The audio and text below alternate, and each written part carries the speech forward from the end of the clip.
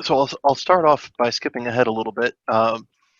This uh, this slide here shows a bit of the timeline uh, for what happened to COVID. So of course, in late January, early February, China abruptly went into a lockdown, and then it took another month or so, another month to 6 weeks before things really started hitting the fan in New Zealand and Europe and the United States.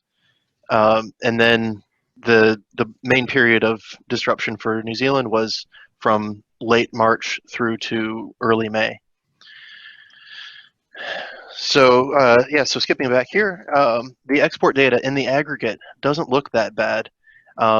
There's most of the primary industries were considered essential, and production and exports were not impacted in the aggregate. And in fact, over this period, or over the year into June 2020, exports were up around 1.5% from the previous year, which, considering the amount of disruption that we experienced earlier this calendar year, that's a pretty remarkable result. However, this completely understates how difficult it was for this result to be achieved. There was an unprecedented amount of uncertainty, stress, and physical issues with social distancing requirements and supply chain disruptions both in New Zealand and overseas. Um, and also labor availability during the harvest period for horticulture that had to be overcome in order to achieve this result. The first lockdown, or the main lockdown, came at a really bad time for the horticulture sector. This was right as the harvest for kiwi fruit, apples, and wine grapes was just getting underway, and there was a great deal of uncertainty about whether those crops could be picked, particularly in the wine sector, whether they would be classified as an essential business, um, since wine isn't technically food, but they were able to go ahead with their harvest. And as the graph here shows on the lower left, there was a really positive harvest for kiwi fruit in particular, but also for apples and wine grapes that's put us on good footing for for this period. Um, the dairy sector was marginally affected in terms of production and supply chain relative to some of the other sectors. Forestry obviously was obligated to shut down during the lockdown, um, but also exports to China of logs was severely impacted in the early part of the lockdown when China's supply chain shut down. So that compounded the issues for the forestry sector, and likewise for seafood. The initial shutdown in China impacted the rock lobster export trade, which is maybe about let's see, roughly around 10% of our 10 to 15% of our seafood trade. It got shut down almost overnight, and that sector has continued to struggle. And we'll talk a little bit more about the reasons behind that in a little bit. And moving on to the meat and wool sector, uh, in aggregate, the export numbers look pretty decent, but of course that was in a period of tremendous hardship for the sector, battling one of the worst droughts in recent memory, and while also experiencing capacity reductions in slaughterhouses due to social distancing requirements. Um, so and the effects of that drought are likely to trickle through the following season as well, through lower lambing rates and in general a sort of a negative feed balance situation across most of the North Island. One other reason why the trade data looks pretty decent in the February, March, April period is that the New Zealand dollar collapsed, falling from around 65 to 70 cents for the U.S. dollar trade down to around 60 cents for the main 3 months of March, April, and May during the bulk of the lockdown. And so therefore, the trade in New Zealand dollar terms was artificially inflated. So some of that So some of the gains that we saw in the previous slide, or some of the positive outcomes that we saw in the previous slide, was kind of due to this paper adjustment. And it's possible that a lot of the exporters in the primary industries didn't actually benefit from that collapsing exchange rate if they were hedging their foreign currency cover ahead of time, like most companies do. One interesting thing about this phenomenon is, well, it's come back to pre-COVID levels at this point. But there's at some point over the past several points over the past few months, there's been a narrative around the weaker New Zealand dollar providing a buffer for lower commodity prices, and we've seen that benefit has already disappeared.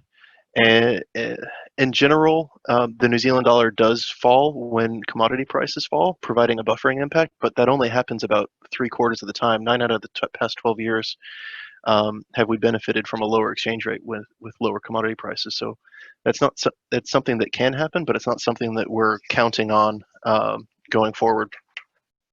And this is another way of demonstrating the impact. So during that key February, March, April period, in New Zealand dollars, we exported more primary industry products over that period, but in U.S. dollar, on constant U.S. dollars, that was not the case. Right. So this is getting back to the slide that I started off with. We're still amidst various lockdowns, and since I started making this presentation, now we've got another lockdown here, which continues to illustrate the uncertainty that our primary industries are facing in the current environment. But particularly the overseas situation remains unsteady, and second and third waves still have the potential to throw supply chains into disarray. But we do reckon that the worst is behind us from that perspective, since people are now a bit better prepared for these disruptions, and we aren't overly concerned about New Zealand's ability to continue producing and exporting as a result of COVID, unless further developments cause us to change that opinion. But the main concerns that we see continuing to have potential impacts on a supply chain or a supply chain side. One would be labor supply, particularly of seasonal workers, with a particular focus on the horticulture sector, but also in meatworks and on dairy farms.